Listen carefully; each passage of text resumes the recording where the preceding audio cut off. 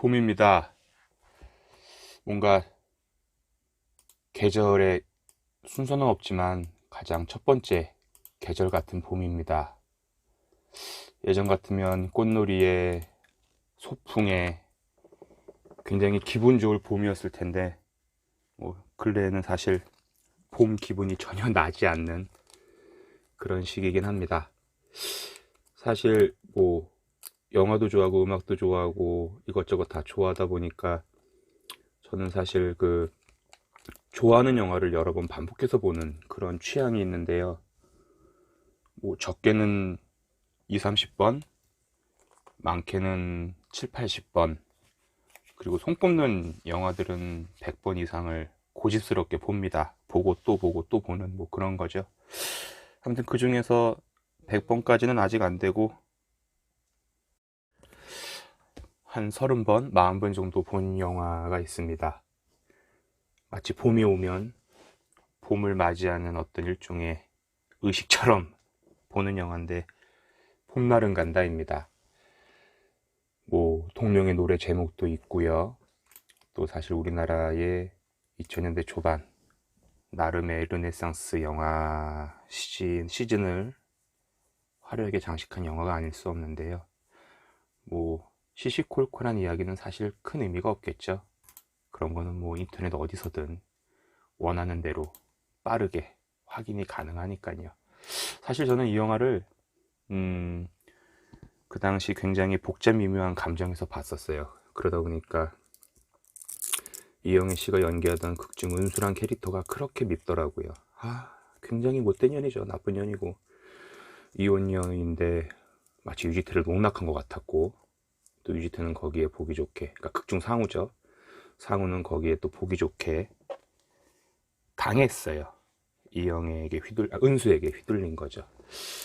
그래서 그때는 그냥 은수는 나쁜 년, 상우는 멍청한 놈, 이렇게 생각을 했는데 이 영화를 1년에 한 편씩 꼬박꼬박 다시 보면서 어느 시점에 다다르니까 왜 은수가 그랬는지, 왜 상우라는 남자를 두고 그럴 수밖에 없었는지 약간의 정당성이 생기더라고요.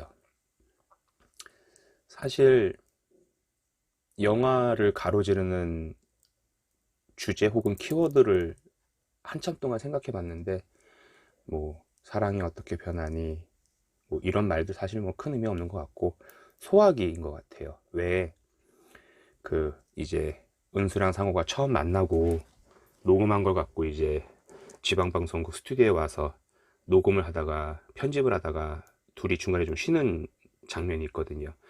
그때 은수가 자판기 커피 마시면서 상호한테 이렇게 물끄러미 물어봐요. 소화기 사용해 본 적이 있냐고. 저거구나.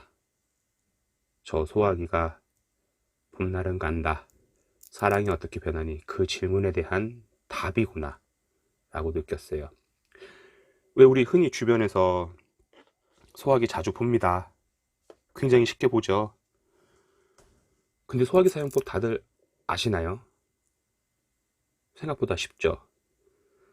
안전핀을 꼽는다, 레버를 움켜쥐고 호스를 잡는다, 바람이 부는 방향을 등지고 소화기를 뿌린다.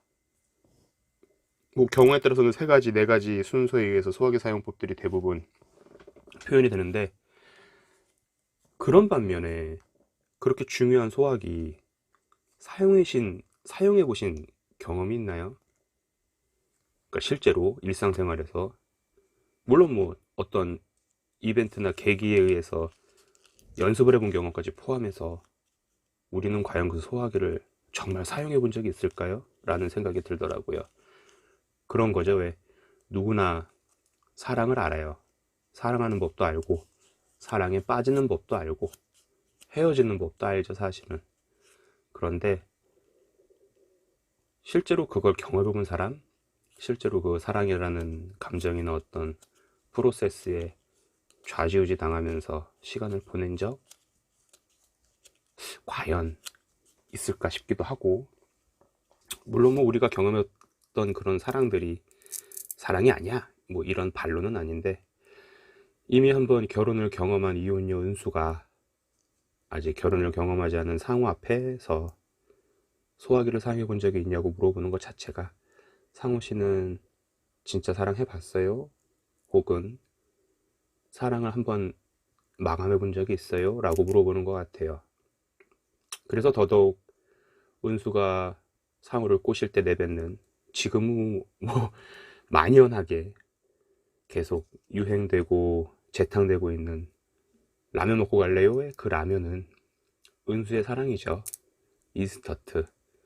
쉽게 시작되고 쉽게 끝나는. 그렇다고 뭐 은수가 해픈 여자란 뜻이 아니라 은수는 그렇게 쉽게 사랑을 할 수 있고 또 쉽게 사랑을 끊을 수가 있어요. 근데 그 라면을 두세 번 얻어먹는 유지태 상우가 나중에는 또 은수에게 그러죠. 정식으로 프로포즈를 하고, 하지만 은수는 이런 대사로 상우의 프로포즈를 거절해요. 나 김치 담글 줄 몰라. 또 김치는 사실 라면이랑 굉장히 찰떡궁합임에도 불구하고 만드는 법도 힘들고 제대로 맛내기도 힘들잖아요. 결국 상우와 은수는 서로 똑같은 사랑을 품는데 은수에게 사랑은 소화기와 같은 거고 라면 같은 거, 그리고 상우에게 사랑은 김치 같은 게 아닐까 싶어요. 영화는 참 그래요. 우리가 보고 싶은 거, 우리가 기억하고 싶은 것만 농축해서 보여주는 장르 같아요. 그러다 보니까 감독의 데뷔작 8월의 크리스마스가 노골적으로 사진, 어떤 이미지, 정지되어 있는 시간, 추억의 어떤 한 면을 영화 속에서 어필했다면, 봄날은 간달은 상우의 직업이 사운드 엔지니어잖아요. 녹음을 하는 거죠. 허공에 자연에서 머물다가는 일렁이는 소리를 인위적으로 녹음기 안에 담는 거예요. 주고받는 사랑을 그렇게 상우 안에 담으려고 하지만 그게 정작 마음대로 잘 안 되는 거죠.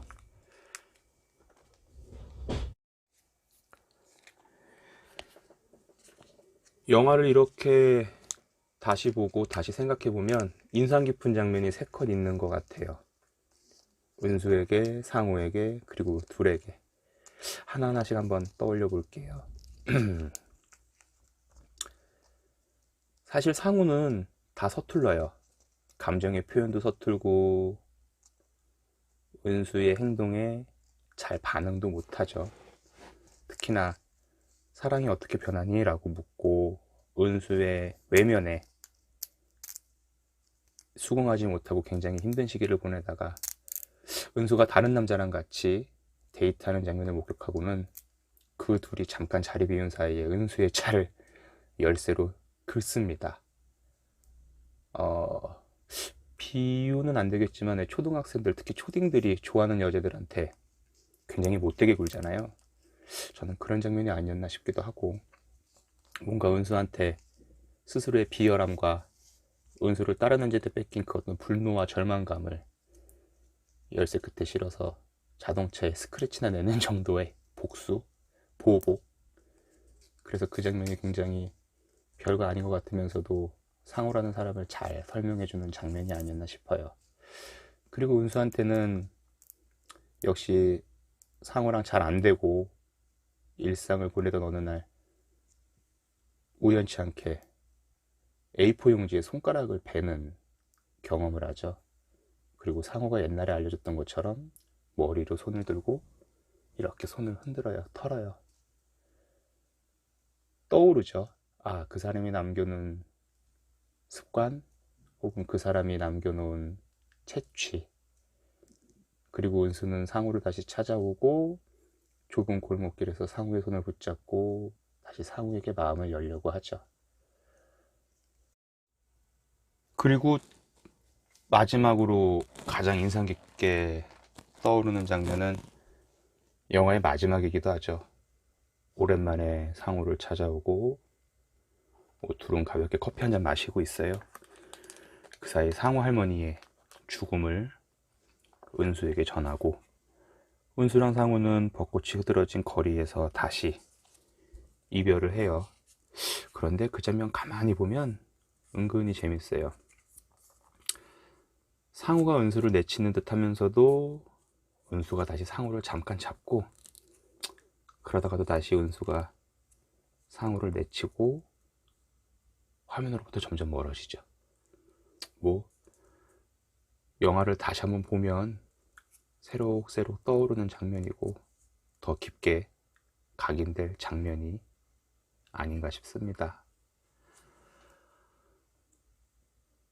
많은 기억들이 있어요. 사람들마다 많은 추억들도 있고 또 많은 인연들도 있고, 만나고 헤어지고 사랑했다가 버림을 받기도 하고 또 반대로 버리기도 하겠죠. 그냥 어찌 보면 그깟 사람 부질없다고 말하는 상우 아버지의 말씀도 기억이 나고, 또 돌아가시기 전에 상우 할머니가 말씀하신 것처럼 떠나간 버스는 잡는 거 아니라고, 상우 아버지가 말씀하셨나? 그런 거죠. 억지로 끼워 맞춰도 틀에 맞기 힘들고, 또 억지로 끼워 맞춘다고 해도 과연 그 틀에서 오래 갈까 싶기도 하고요. 뭐 그냥저냥 떠오르는 영화들, 그동안 봐왔던 영화들, 또 근래에 본 영화들 두루두루 이야기를 해보려고 합니다. 뭔들 이야기 못하겠어요. 하고 싶은 거 다 하는 거죠. 유튜브에 지금 계시니까 김윤아가 부른 너무너무너무너무너무너무 멋있는 영화의 메인 테마, 동명의 제목이죠. 봄날은 간다들을 들어보셔도 좋을 것 같고, 또 생각보다 영화 음악이 굉장히 좋은 스코어들이 꽤 있어요. 강하지 않고 차분하고 부드럽고 정말 영화에 잘 묻어나는 곡들이 질비하답니다. 여유가 되신다면 영화도 한번 다시 보시고, 그럴 여유가 안 되신다면 노래 한두 곡 정도 들으면서 이 봄날 차분하고 즐겁게 보내시길 바라겠습니다.